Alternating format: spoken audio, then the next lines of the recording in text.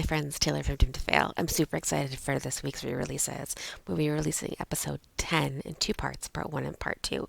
For episode 10, we decided to do the stories that are in our theme song. So for this first part, Farz is going to talk about OJ and Nicole Simpson.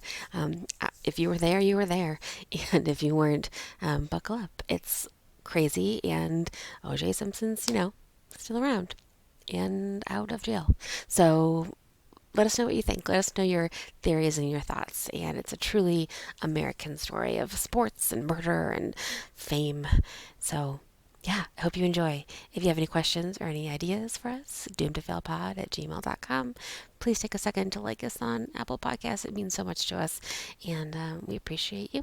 Talk to you soon. In the matter of the people of the state of California versus Orenthal James Simpson, case number BA097. And so, my fellow Americans, ask not what your country can do for you. Ask what you can do for your country.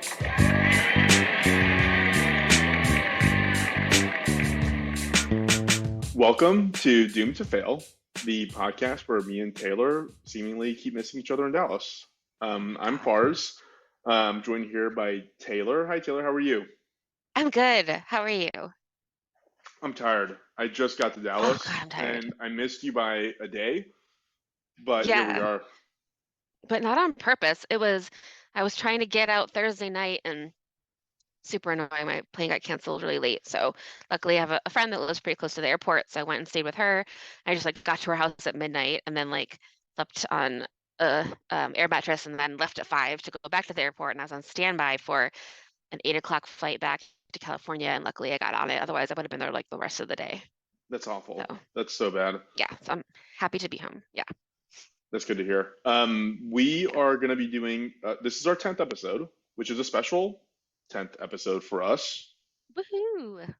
I'm kind of proud of us for getting this far and maintaining I am too. consistency. It's very exciting. Yeah. And you had a suggestion for what we should do for our 10th episode. Do you want to tell folks what that is? Yeah, I thought to celebrate, and it's so funny because I feel like a lot of podcasts when they get to the 100th episode, they have a party, and I'm like, oh my God, that feels so far away. But we're here at number 10, and I thought that we should do the relationships that are in our theme song. Farz's brother made it for us, and it has two pretty famous stories in it, so we thought we'd head over to those. Love it. You're going first. I'm going first. Yeah. Let's start with your drink. Okay, I'm going to try to do this. My drink is a Sam Adams because it's a nice Boston lager. How do you do? Boston lager. Just nailed that accent. That's how the Kennedys talk. Boston lager. So, Lager. but I don't have that. All I have is a Stone IPA, so I'm going to drink that right now. But sounds so good. Hold on, let me see my parents have any beer. But I only have one beer. I think. Oh no, I have Bud Lights because whenever my dad visits, he leaves a trail of Bud Lights. Bud Light Limes? Worst comes to worst, I can always have a Bud Light. No, just regular ones. Oh man, there's no beer. So okay, so much for that. My drink is a screwdriver because I am covering Orenthal James Simpson, and I feel like if you're married to him, you got to be drunk on screwdrivers. You got to pour some vodka in the OJ to maintain that marriage for any bit of time. That's hilarious. I love it. It's real good. Also, I'm totally aware that my audio quality is going backwards this week, and it is just because I'm traveling. That's okay. Yeah. So let's go ahead and dive right in. So I'm going to start with my side of the true crime side of things with OJ Simpson. I'll start by saying that this story has been covered to death. But in researching this episode, so many things came up that I just forgotten about or never really knew. Some of our listeners, like ourselves, were old enough to remember watching the white Bronco chase. If that is you, then you already probably know the broad strokes of what happened here, but we're going to go into it anyways. If you're too young to remember, in addition to this podcast, I would recommend checking out The People versus OJ Simpson on Netflix. Taylor, have you seen that? I have. It's by the it's an American crime story, right? Or is it the documentary? This is not the documentary. This Yeah. one's the 10-part series that really just starts with the murders and ends with the verdict. Cuba Gooding Jr. is in it. He does an Hmm. incredible job Yes. as OJ. And if you remember, John Travolta plays Robert/Bob Shapiro. I do remember that. Very nice. And Sarah Paulson is in it too. She's the other lawyer. She's great. Marcia Clark. Marsha Clark. Yeah. Yeah, she's so good. So Cool. obviously, this is, it is sad. Spoiler alert: two people lost their lives. Nicole Brown and Ronald Goldman were the two victims, and obviously, it's a tragedy and all that. But the one thing I would say is that this is going to sound really weird, but when I started researching this, I thought of Rambo for some reason, and Hmm. what I think I was really focused on there was that there are some things historically that produce amazing stuff as a result of it.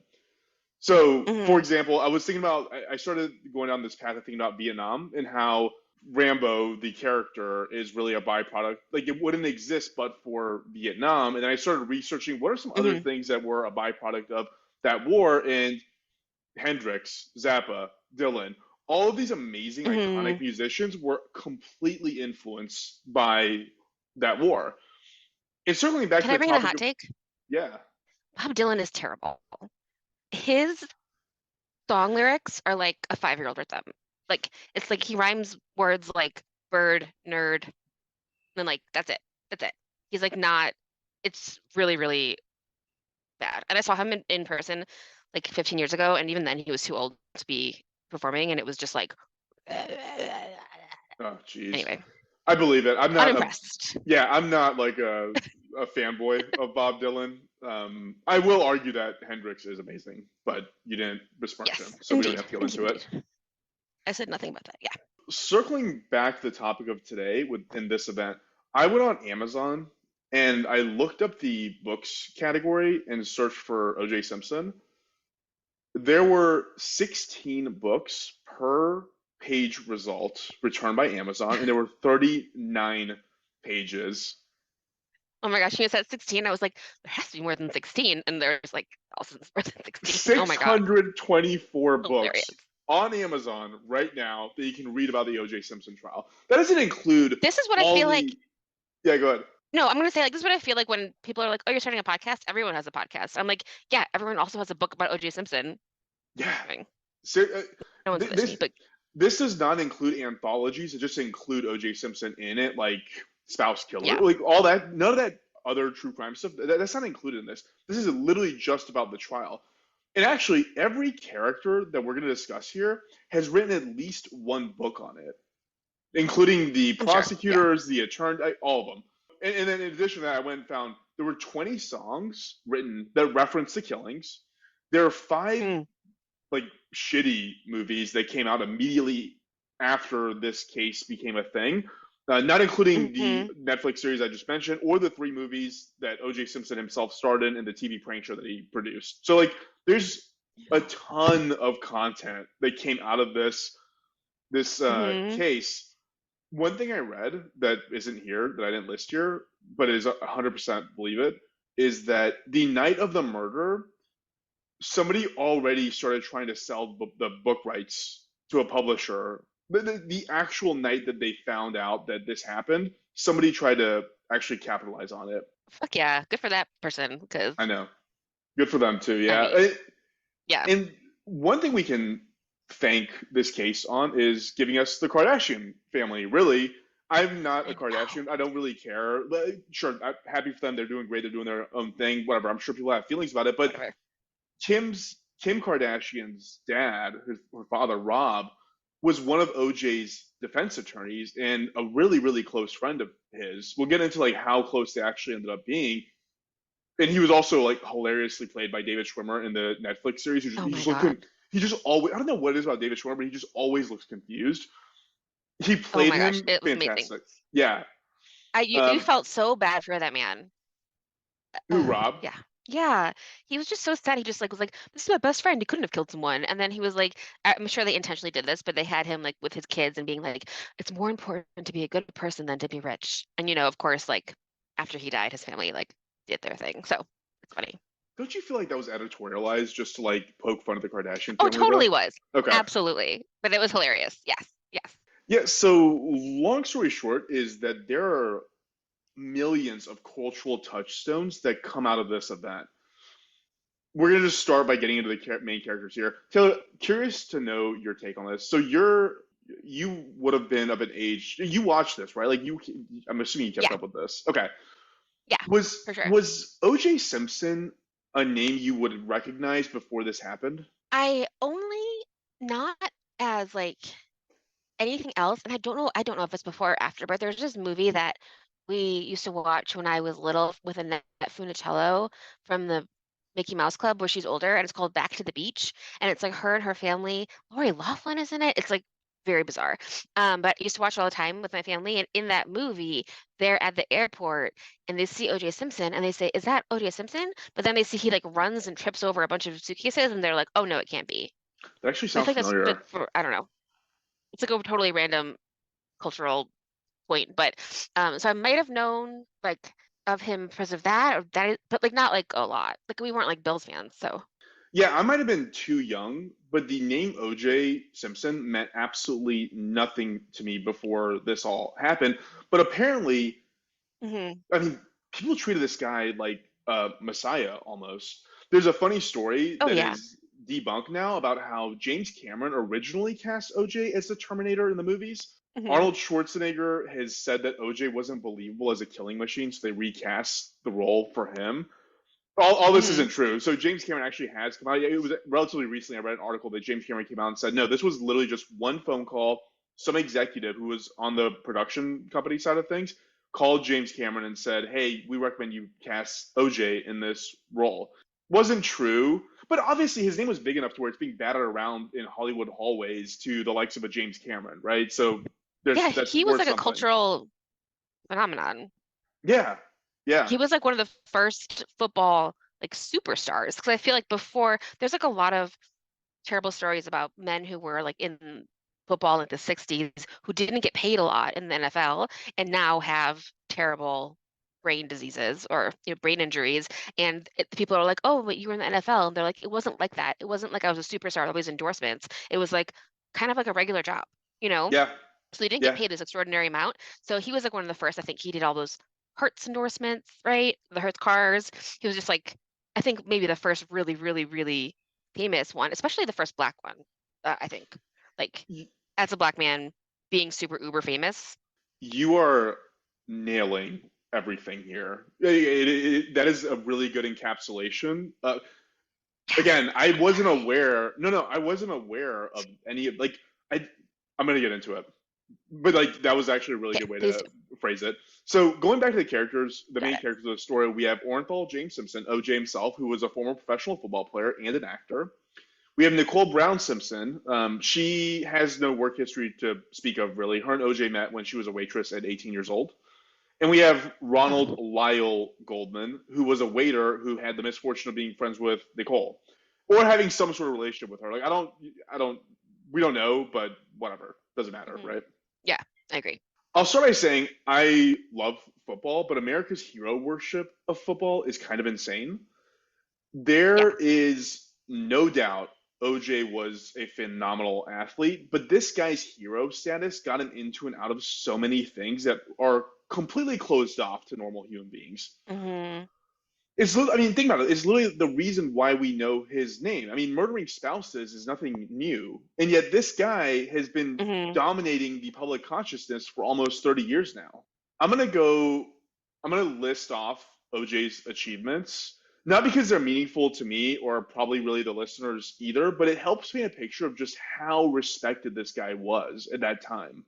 These are just bullet points I'm going to rattle off. He played for USC and when he graduated, they retired his jersey. For context, this actually has only happened 6 times. So it's only 6 players, including OJ, in Trojan history have ever had their numbers retired. He won All American twice in college. He won the Heisman Trophy. He was basically in every what is essentially now the Pro Bowl of his era. Back then it was called the all time Hmm. teams. He had Hmm. the most touchdowns in 1975, the most rushing touchdowns in 73 and 75, the most rushing yards for 4 seasons. He won the Offensive Player of the Year 3 times, The Associated Press named him Athlete of the Year in 1973. Once they started actually having Pro Bowls and naming it that, he played in 5 of them. He won Offensive Player of the Year in 73, and he won the NFL Most Valuable Player in 73 as well. What a year. I, it felt like they were just inventing awards to give to this guy, but he actually was that exceptional. His Yeah. players, like his player stats, are way too boring to go into. Again, tons of hero worship here, but if you want to, you can go and look on his Wikipedia page, and somebody has meticulously gone through every year, everything he did, every game he played, and noted all of it. I mean, even if you don't get to the murders, it's like 50 pages of content just by going off of that stuff. I would say that every publication I looked at listed him on the top 50 best players in the history of football. Bleacher Report, which is probably one of the more respected, content creators on the sports front, actually has him listed number 16 all time, which is actually ahead of Tom Brady. That's the status of person that we're talking about here. I don't know why I said good to that, but like I feel equally unimpressed with Tom Brady as I do with OJ Simpson, even though he has not killed anyone, and I hope he never does. I think you're just over Boston and New England people after your research this week. For real. So that's fair. You did really good on that.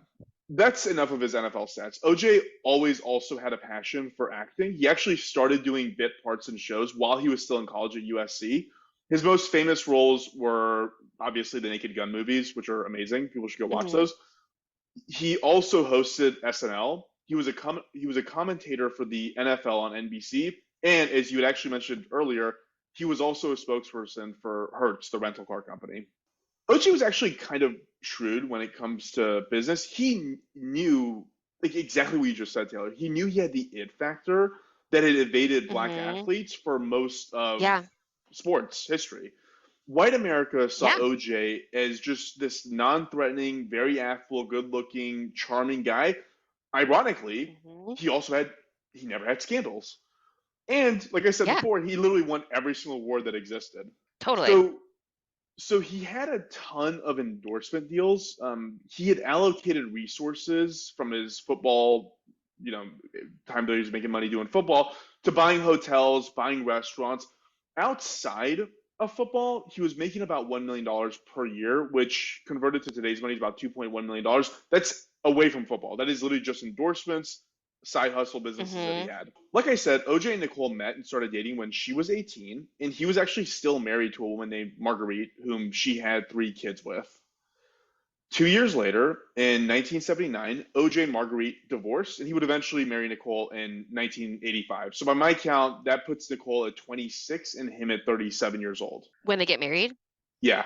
So at this point, he'd retired, by the way. At this point, he'd retired. So at this point, by the time he marries Nicole, he's lived a complete life. I mean, everything I just listed off that he did, that happened 5 years before this marriage came about. He marries Nicole, and as she's involved in his life, he is ramping up to the next round of being this successful actor, spokesperson, multiple business owner, all the rest of it. Oh my God, imagine if we would have played like Simpson instead of Madden. Wait, played OJ? Yeah, imagine if like he had been Madden and like made the game and like had not done anything bad. Like he could have just like done so many more things. I've thought about that so many times because the way this guy's life derails after this case, we'll get into that. Talk about like complete 180, right? From the most affable, charming, non-offensive, non-scandal person to like. Anyways, we know who he is now, right? Like we always say, we're the only podcast advocating not to kill your family, and these are the consequences. Nothing good happens. Nothing good. You turn to OJ. Yeah. So I don't know how smart I think OJ or Nicole are in comparison to one another, but still, I mean, I would be intimidated by his success. Like, never mind a 26-year-old. I mean, think about this guy's like he knows everybody. Everybody who's rich, famous, powerful in Hollywood knows your husband and like is very, very close to him, wants him to like them. That's the status that we're talking about here. That's the power dynamic we always talk about. Yeah. And this one goes so much deeper. So I wrote here that, yeah, sure, there's the power dynamic that we always talk about, 11-year age difference, wealth, so on, all the other stuff. But it's also different because there's a cultural dynamic at play here. If you're Nicole, you don't just have a husband in OJ Simpson, you have a national hero, like literally Mr. All Mm-hmm. American. Like, who will ever Yeah. care about the faults that you have with this person, whether they're abusive or not? Yeah. Like, how could you have any issues with you're married to OJ Right. Simpson? He's untouchable. Yeah. Yeah. They're married in 85. They have 2 kids together, which we never talk about, thankfully. Like, I'm researching this, you never hear about the kids ever. There's one Yeah. part of the story where you hear about the kids, and that literally had to do when the police called OJ to tell him that Nicole was dead, and you're just like, how are the kids? That's the only time they really come up. So Mm-hmm. kudos to the media for a change, for not being Mm-hmm. horrible about this situation with them. But poor kids, right? Yeah. Poor babies. Yeah. There were obviously claims of spousal abuse. One claim in 1989 actually went to court. In total, there were 62 incidences of abuse, of which Nicole actually only reported 8. Mostly, this was because she was 100% financially dependent on OJ. Part of their marriage included a prenuptial agreement. Part of that prenuptial agreement included a stipulation that said that she's like legally not allowed to take on employment. She was 100% dependent on OJ. That's part of why they think that she never. I mean, again, only one of those situations actually went to trial. There were many stories that were told about. I mean, this was a classic "I fell on the doorknob" story, right? So Yeah. she Mm-hmm. always made excuses for him. Are Nicole you gonna would talk about eventually. the 911 calls? Have you heard them from her? I have heard the 911 calls, but I didn't actually include them in this outline. Do you want to talk about them? Mm-hmm.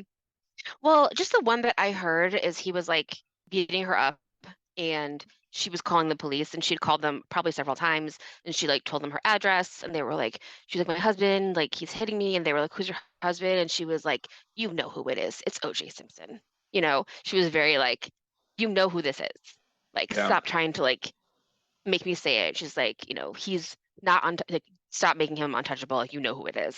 So it sounds like I mean, I'm sure that there were, like you said, like tons of times where she didn't call anyone because also like who would believe her maybe? Or Yeah. like who wants to get into that? Like you don't want to like step into that puddle. Yeah. It's so Hollywood to me because everybody's such a grifter Hmm. and they're all trying to saddle up to power, which is just the dynamic of people in Hollywood. Yeah. And so why would you Hmm. go against OJ?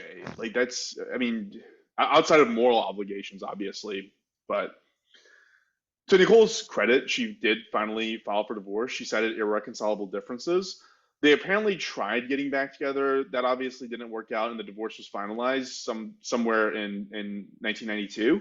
Let's get into the crime itself. I'll start by saying that OJ was obviously acquitted of the murders in criminal court. He was, however, found guilty of wrongful death when he was sued in civil court. Not going super into the procedural side of things, but in criminal court, the burden of proof is beyond a reasonable doubt. In civil court, it is much lower. It is preponderance of the evidence. Hence why the results are different. All that being said, OJ did it. Like we all know that, right? Yeah, I was gonna say after that, but he did it. I do have a fun conspiracy theory that I'd like to share with you later.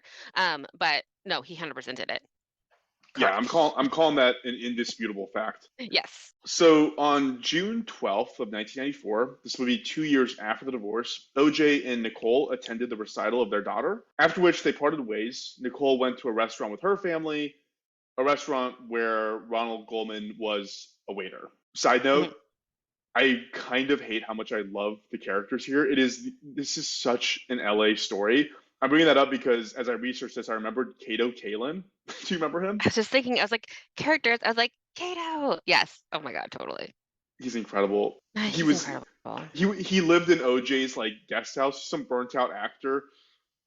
Anyways, so in this on this night, while Nicole is having dinner with her family, OJ was getting McDonald's takeout with Kato. At some point in the night, at some point in the night, Nicole's mom calls the restaurant they ate at and told them that she was missing her glasses. The manager Mm. found the glasses, and apparently Ron was supposed to go to Nicole's house to return them. That was the game plan. Around 11 p.m. on that night, a man in Nicole's neighborhood was out for a stroll when Nicole's dog came up to him covered in blood. Apparently, Ugh.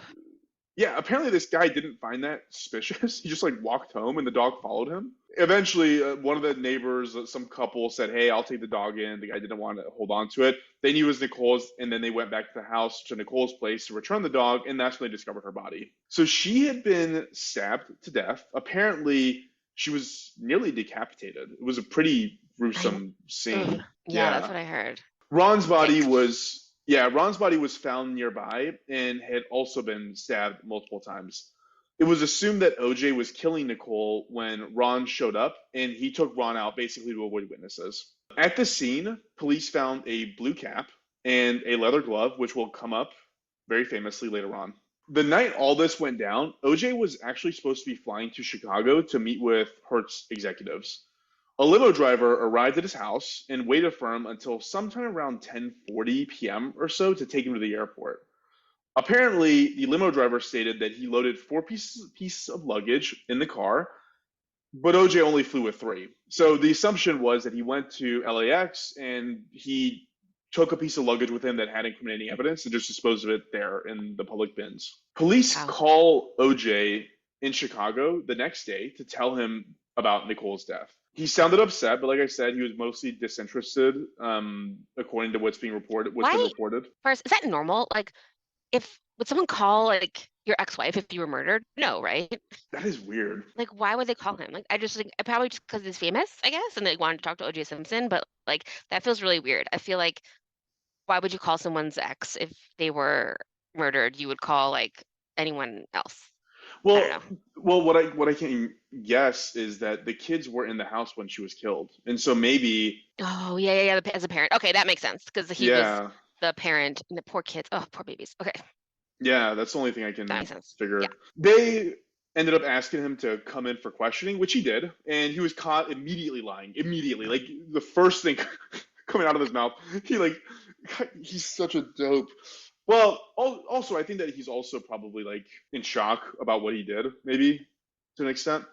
But he lies about a cut on his hand, and he says that he got it in Chicago. Yeah, like Yeah, like he said that like he was so stunned when he heard the news, but they found like blood prints in his vehicle, and they're like, and then he was like, "Oh no, I got it the day before I left for Chicago. I forgot." Like it was like, why? What a weird thing to lie about. before you said that his hand, they had a cut in his hand, I was thinking like his hand would hurt because I remember in like this is gross, but I remember in the Manson murders, one of the girls that had was like stabbing Abigail Folger to death was like, I was surprised how much my hand hurt because Yeah, it's not easy to almost decapitate someone, you know? Like what a yeah. he just did something so traumatic. But I mean, you can't I don't know. but like also Keep going. remember Taylor, like he's like a super athlete. Like, he's not a normal weightlifter. No, I know, but that's like it's a different muscle to do a bunch of stabbing. I guess. I don't know. Okay, I don't just an know. idea. Keep going. So, the next day after OJ comes back from Chicago, goes to talk to the police, he hires Rob Shapiro, who's a lawyer basically tasked with assembling a defense team for him. They call this defense team the Dream Team. He hired a who's who of the most expensive lawyers in Los Angeles. They all became ancillary characters in their own right. It was reported during this time OJ was very, very distraught and super depressed. He actually went and stayed at Rob Kardashian's house with him and his family for several days Hmm. for the moral support, I would assume. Hmm. On June, And in the show, they make it clear that when he did that, he had a girlfriend. Do yeah, you remember that? yeah, I So can't like remember, that's bananas. Yeah. Keep going. Barbieri or something. I mean, yeah, she became I don't remember. so well, But that woman had to like share a bed with him at the Kardashians so weird. while I mean, give me a break. That's terrifying.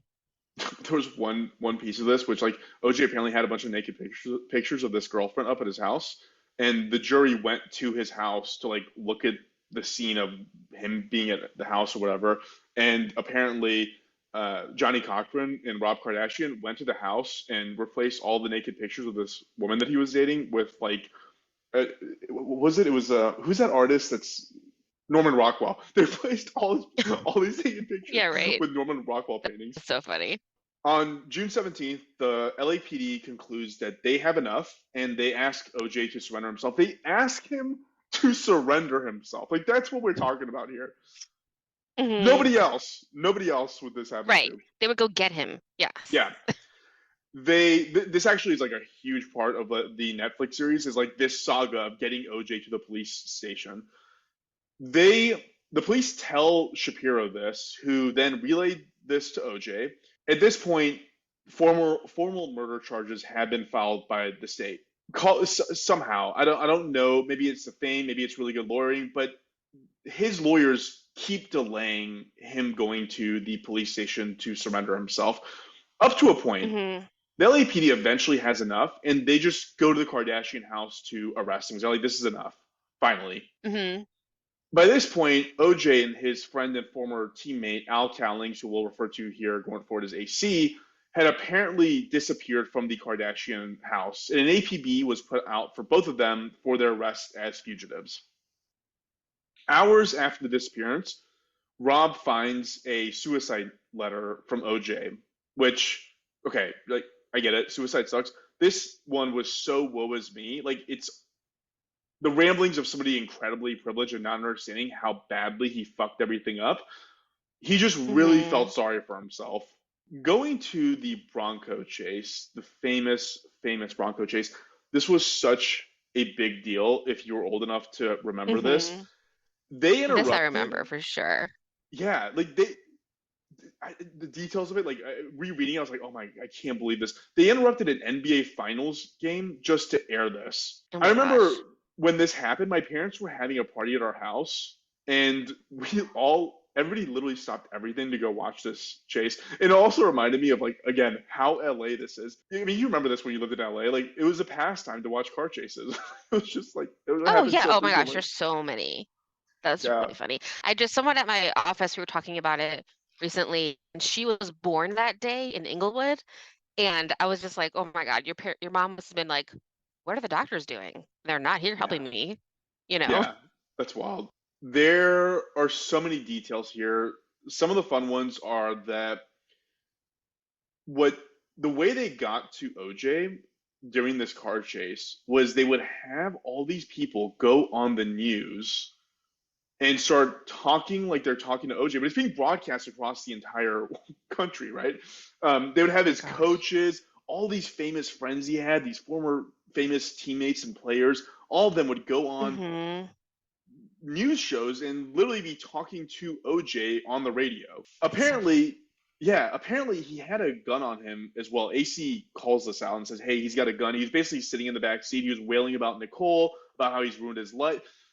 Just every indicator of how guilty this man actually is. This Like, oh, I thing made a mistake. I should not have killed someone.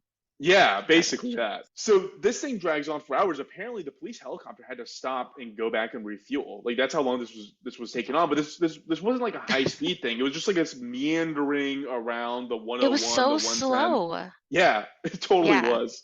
Eventually, AC and OJ make it back to his estate, and he goes in the house for about an hour before Bob Shapiro arrives and escorts him out to be arrested finally. Getting to the pre-trial side of things, OJ pled not guilty, obviously, and a trial was set for January 24th, 1995. They really harped on the fact that he really wanted an expedited trial for some reason. I'm not entirely sure why he was so in need of that. Maybe it was just get back to normal life, let me get acquitted and move on.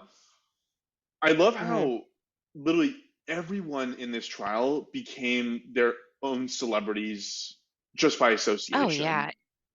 Well, was it the first trial that was on TV or was that Menendez Brothers? It was like one of the two, right?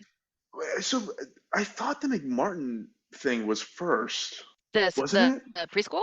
Yeah. I don't know. Yeah, I It's one should of have the looked first, I that up. guess. It had to be one of the Yeah. first. So for example, the judge in this case, Lance Ito, he was lampooned on SNL. Marsha Oh Clark, who yeah, I was remember that. the Dancing Itos. Hmm. So Marsha Clark, she was the lead prosecutor. She became a television personality who basically now reports on legal matters. OJ's own defense team became superstars in their own right. I don't know if you know this, but Bob Shapiro became like the face and founder of LegalZoom. Oh, that's funny. The founder? Yeah. Well, they bill him as the founder. I'm sure he was. I'm sure the actual technical founder really needed like a famous lawyer to like attach it to. But yeah, that's how he's billed. That's hilarious. I love it. Is he still alive? Is he dead? I don't know. I know that. I know that. I know that. I mean, it's sad. Like so many of his lawyers died like weird, tragic deaths. Like Rob Kardashian famously died pretty soon after this trial, and so did Johnny Cochran actually. Yeah. So going into the trial side of it, it would be tough to discuss this without discussing race. This murder and the trial happened 2 to 3 years after the LA riots happened, which were sparked Mm-hmm.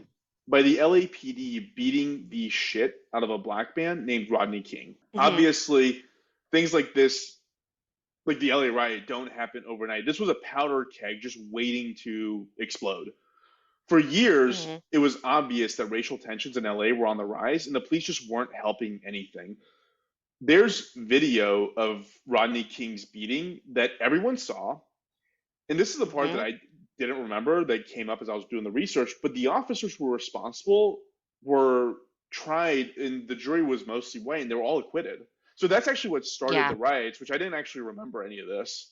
Yeah, OJ, I've seen the video. I remember that. it's awful. Yeah. Yeah. OJ was obviously a very prominent, very successful black man. Nicole and Ron were both white. There was an obvious racial divide and a racial tension in the city at the time. Interestingly, both the prosecution and the defense had a very similar strategy regarding who they wanted on the jury, but for very, very different reasons. So the prosecution wanted women because they assumed that the domestic violence component of this would resonate with them. The Mm-hmm. defense also wanted women, but they were very specific. They wanted only black women because their research showed that black women disproportionately disapprove of interracial marriages. The jury ended up being 10 women, 2 men, 9 were black, 2 Mm-hmm. were white, and there was 1 Hispanic man, Hmm. which, given how this trial played out, the defense was right, I think. Yeah. So the reason I say that it is almost impossible to believe he did not do this, here's an example of some of the evidence that they had outside of the circumstantial stuff of like he disappeared in a car chase, tried to kill himself, was wailing about like all these stuff that make it seem like obvious that he did it. But there was Innocent even people don't do that. Yeah. like never, right? Yeah. Beyond that, and this part's really I'll harp on this here in a minute, but his DNA was identified near the bodies of the crime scene. His blood was left as a trail leaving the crime scene. The blood of him, Nicole, and Ron were in the white Bronco. There's like Oh 8 my more of gosh. these. Yeah. I'm barely scratching the surface of how much forensic evidence and DNA evidence there was here. But I will also say that this was one of the first trials where DNA was being introduced as a mechanism of matching people to crime scenes. Mm-hmm. Mm-hmm.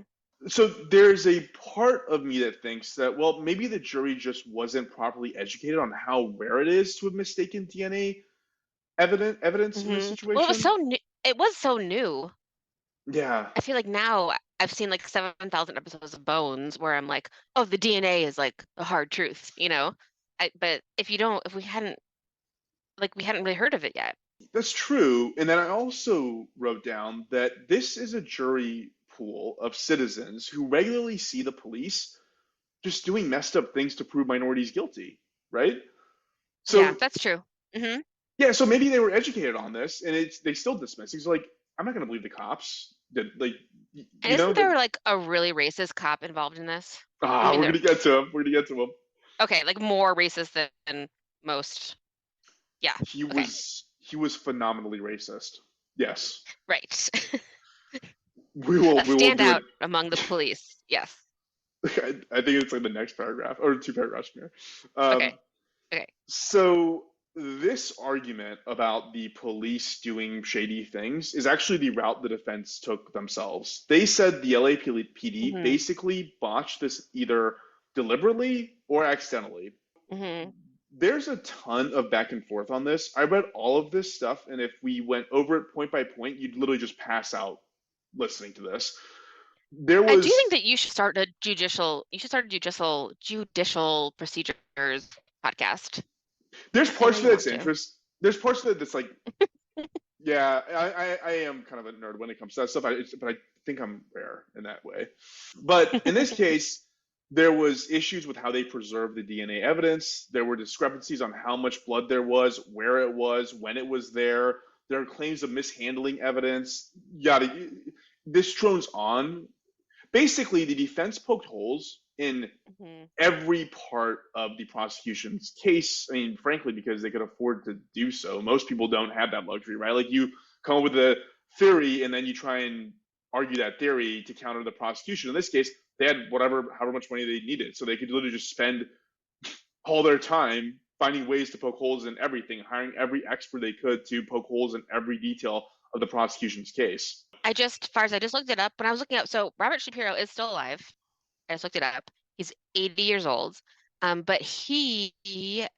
but in reading that, I saw like a little paragraph that the Dream Team cost $50,000 a day. I think the total, yeah, I think the total I looked up was it was somewhere around 3.5 to $6 million. How much OJ ended up spending for his entire defense? It's crazy. Yeah. That's hold on, that would have Mhm. been in '94 money. Yeah. So that would have been like probably Do you want me to look it up? Yeah, could you? Um, I'm so sorry. I'm doing this wrong. I I'm gonna 3 guess 0 0 it's 0 0 0. no, it had to be like 7. So if you're doing 3.5, I would assume it would have to be somewhere around 7 to 8 million. Yeah, I think it's like 7. And that's on It the was worth low it. end. Yeah. Yeah. So like so if you do that conversion for like the high range of that, the 6 million, then you're looking at like a $12 million defense. It's crazy. Yeah. Um, was it worth it? You live the rest of your life as a pariah. Like, is it really? Maybe it is. I don't know. Well, what are you gonna do? Go to jail? I mean, I guess he could have been like the coolest guy in jail. I guess. I don't I don't know. know. I But do know whatever. Can keep going. so many opinions about OJ. I tried to find his Instagram because apparently he got an Instagram, and I think that the ones I found are complete fakes. So, to your point, Mr. Incredibly famous LAPD racist, we're getting to Mark Yes. Furman. Mm-hmm. Piece of So, shit, for sure. so a little background on Mark. Like I said, he was an LAPD police officer, and he was one of the very first officers at the scene of OJ's estate. In 1985, so 9 years before the murder. I mean, this is the stuff that I started looking at. I was like, I totally forgot this was a thing. I Mm-hmm. didn't even know this was a thing. So 9 years before the murders, a screenwriter named Laura McKinney wanted to write a screenplay about the experiences of female officers. Mm-hmm. She met Mark and asked that he provide consulting services about his experiences as a police officer, working with women in the police force and all that good stuff. Like we have been Oh saying, God. Mark Mm-hmm. sucks. Mark is what a stupid person thinks a man's man is. Yes. Ugh. He is the definition of punching down and feeling good for Mm-hmm. doing so. Laura recorded all these conversations she had with him. And amongst the amazing character traits that Mark exhibited, these are the beliefs that he held. He was a leader in a group called MAW, which stands for Men Against Women, which literally sounds like Al Bundy created it. Like this sounds like That is so stupid. That just sounds dumb. You sound dumb. so, did I it can't think of a worse name. didn't I could have sworn this was a part of Married with Children, right? Did Al It create might be. Oh my God. whatever? It does So sound like that. Yeah. the whole point of this is a group of male police officers who would harass and intimidate female LAPD officers. Like they would put them in harm's way. So for example, if like the female officer is in a shootout and asks for a backup, they just won't show. Like it was crazy levels of just trying to make these women's lives a living hell. And this was a big group. I didn't write the exact number down, but it was somewhere like 140, I think, if I remember correctly, was the number of LAPD officers that were a part of this organization. Or organization, Gross. bunch of fucking morons just hanging around. Right. Yeah. Men against women. Like, what does that even mean? Like, what? I know. Do you like what? That's so stupid. Cool guys, really cool guys. So stupid. Like, oh, they're all alpha males.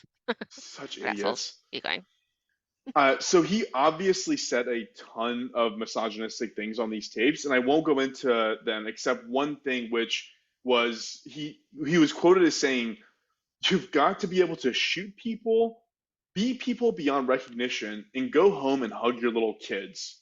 Women don't pack those qualities."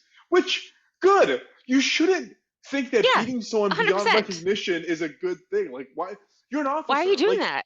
you're not the jury, you're not the judge, you're not the institution that is meant to punish these people. Like, you should be just taking them and putting them in the places where they can be prosecuted. Like, why are you beating someone beyond recognition? Do you think, I know that like we said earlier that you were talking about, you're not against the police, but I do think that a lot of police reform wouldn't hurt, you know? And like There's kind yeah. of it's always been the case. Yeah. So Little sensitivity training. yeah, so what happened, so much happened in the LAPD police force because of this trial, because all this stuff came out, right? Like, all like there was Hmm. investigations and, oh, wait, are y'all really not showing up as backup for women? Like, a lot of the reforms came as a downstream impact of this case. There was another scandal that happened called Rampart, which I'm not going to get into, but there was multiple dominoes that fell because of this, which were great. There were great dominoes to fall. They should fall. Yeah, good. Fuck those guys. Yeah. Yeah, totally. Mark was recorded on this saying the N word 41 times on the tape, which What did is he think was happening? Yeah.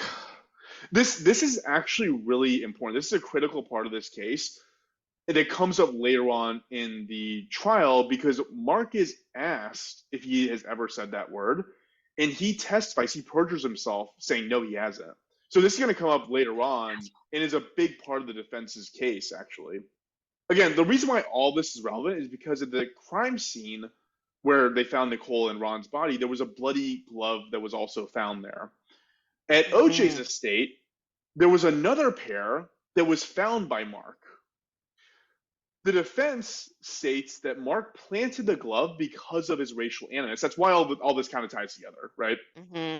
The defense said that Mark found the glove at the crime scene and then took it back to OJ's house.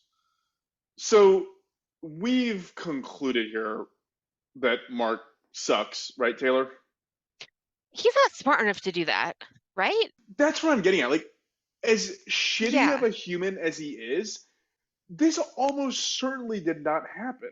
Part of the reason why it's so obvious that this did not happen, despite his horrible, horrible character flaws, is that the crime scene was combed over for about 2 hours before Mark actually arrived at it. And nobody Yeah. there ever said anything about seeing a second glove. They only saw the one. Hmm. That's an obvious hole in this defense. The prosecution famously asks OJ to try on the glove to show that it fits him. OJ probably was Uh-huh. making a display of how hard it was. I mean, there's video of this you can watch where I mean, this was, we It's all so watched dumb. this Yeah. happen live, I think.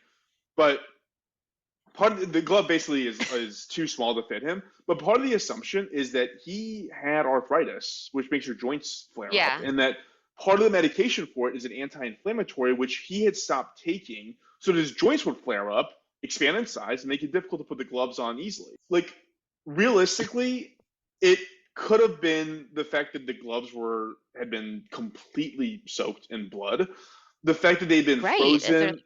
Yeah, like, and also because of preservation issues, they'd frozen and defrosted the gloves multiple times. And also, a thing I forgot about was that he was also wearing latex gloves underneath the gloves when he tried them on at trial. he So was? I didn't know that. yeah, That is, yeah. oh I don't my know God. why they yeah, I don't know why they did it that way. Well, Jesus. Yeah.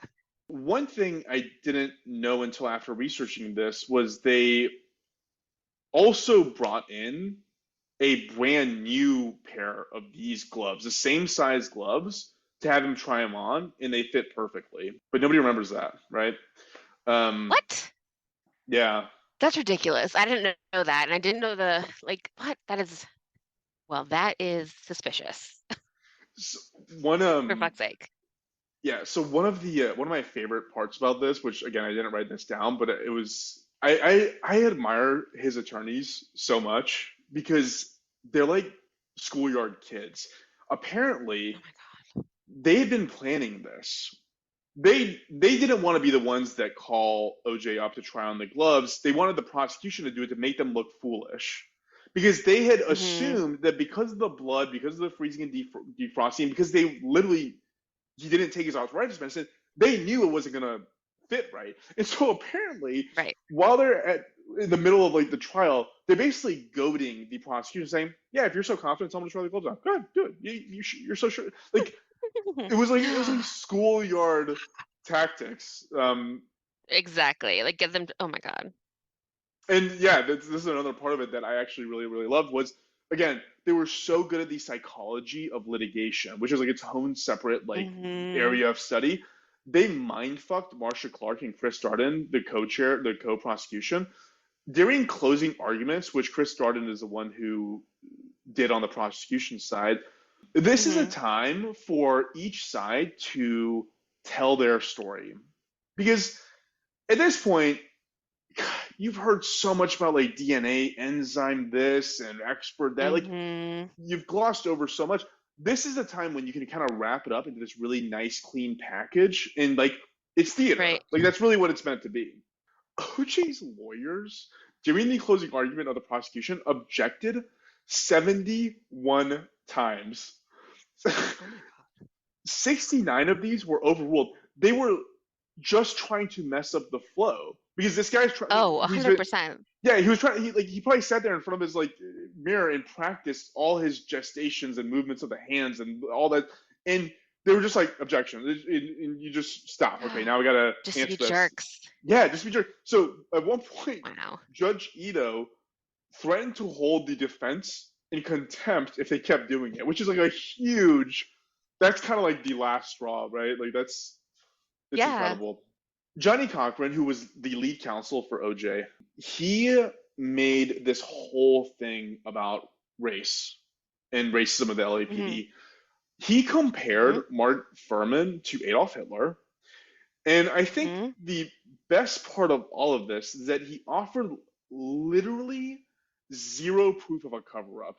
He just said things, but he said them with the kind of conviction that a really good storyteller can say, and Mm-hmm. that was it. It was Mm-hmm. literally like there was again they're during the trial they're just trying to counter the arguments of the prosecution. They're not painting a picture of all the other things, like what their theory is of what happened. They are just Right. There's no like there's never been like an investigation to see who else could have done it. oh that's yeah. I'm glad you brought that up. I'm gonna bring that up Then here in a second that too. doesn't exist. Yeah, Yeah. yeah. All this was painted as racism. So Mark Furman basically tanked the state's case against OJ Mm-hmm. because he perjured himself saying I'm not racist. Then he's caught on this tape.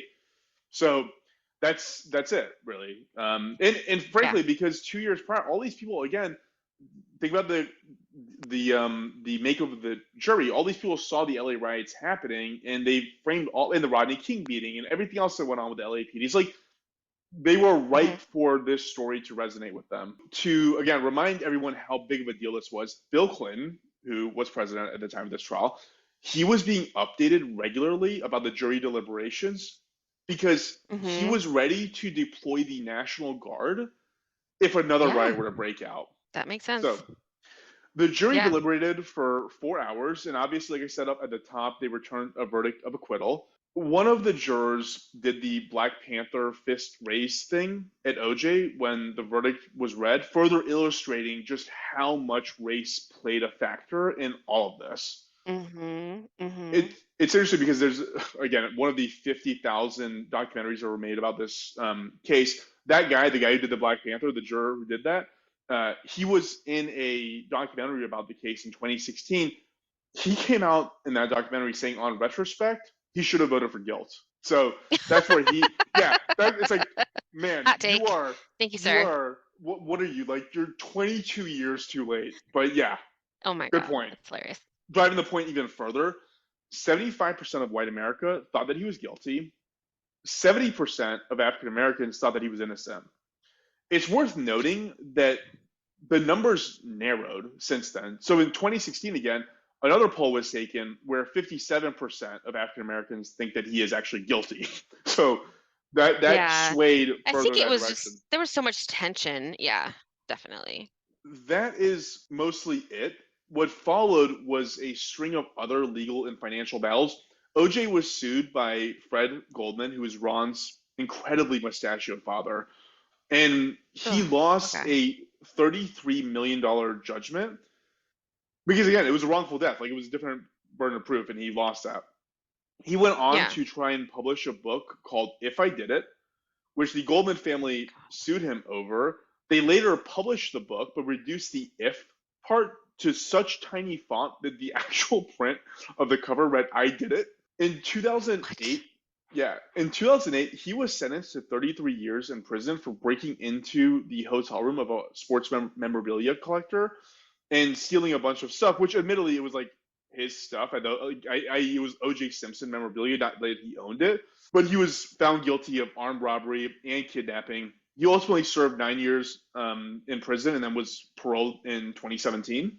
I put some fun facts here that are kind of just add some color to this. Like I said, we talked about a little bit before.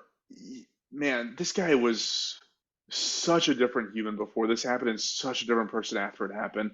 He went on to host and create a prank show called Juiced, which is the worst concept I have ever heard of. God.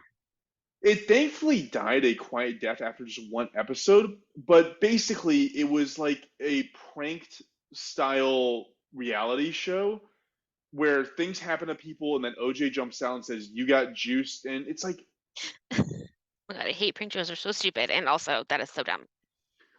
do you think people are happy Could you to see imagine? You'd be real you? scared. You'd be like, "Are you gonna murder me?"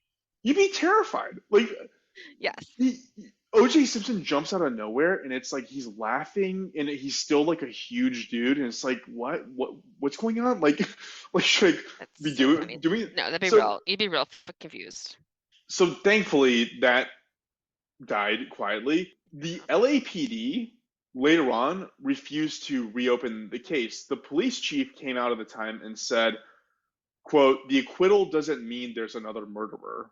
Like, again, everybody knew he did it. Yeah, So they didn't like. No one ever tried to find anybody else.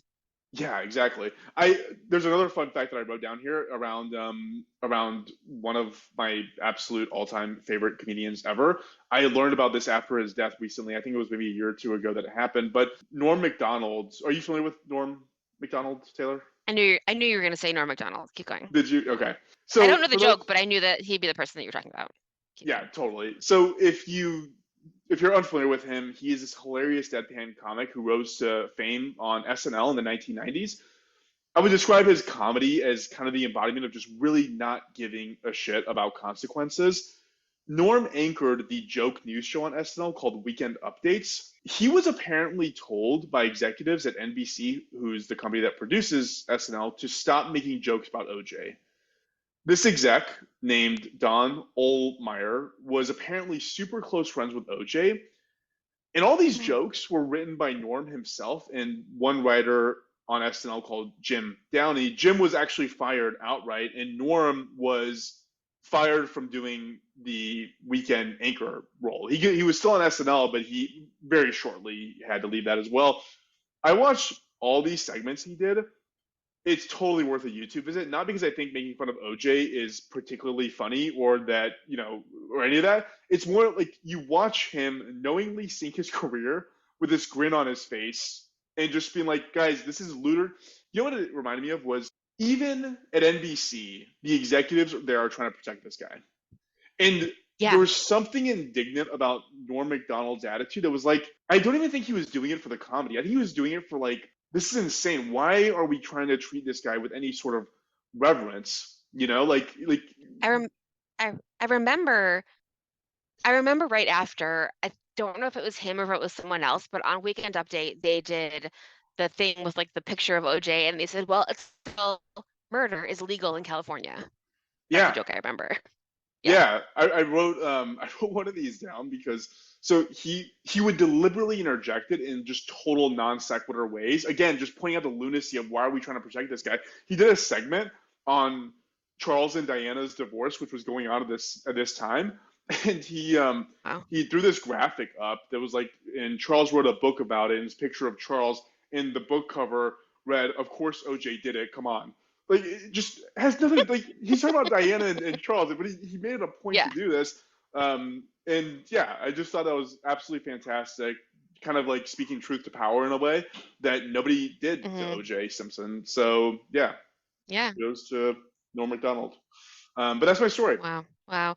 The only conspiracy theory that I've heard that I kind of like is I did hear from Crime Junkie, I think, another podcast. They did like a special where there's a theory that like OJ's son from his first marriage was like a little unstable, and he was not invited to that dinner after the recital, and he was really mad, and that's why. And then he went and killed her, but obviously that's not true. But that's like the only thing I've heard that is like has like a little bit of like maybe that could have happened, but really like man, he definitely did it. Have you ever met anybody who's said he didn't do it? I remember when I was like watching it, I was in like middle school, and I was like, people talked about it all the time. And I was like, maybe he didn't do it also, but I mean, I was 12. Like, what am I supposed to know? I But know. I don't know who I was hearing that from or whatever, but no, I don't know anybody now who would say that he didn't do it. Yeah. I can't Yeah. imagine someone today being like, yeah, he did it. And Yeah. he lives in 100%. Florida and he's out of jail and just like goes to Costco. It's weird. So weird. So weird. Like he's just a Yeah. national. Like like, you're that is the only thing you're known for. I mean, it's crazy to think that like all the accomplishments, all that bullet point I listed off of all the things that he did, all of it gone. He's the guy who killed his wife. Yeah. Like that's basically it. So And you can't even like celebrate him for his sports achievements because you just can't. So there, it doesn't matter, his jersey's still retired, which I was kind of surprised by, but I don't know. Hmm. So that's my story, and That was crazy. yeah, wild times. So, Farz. Taylor.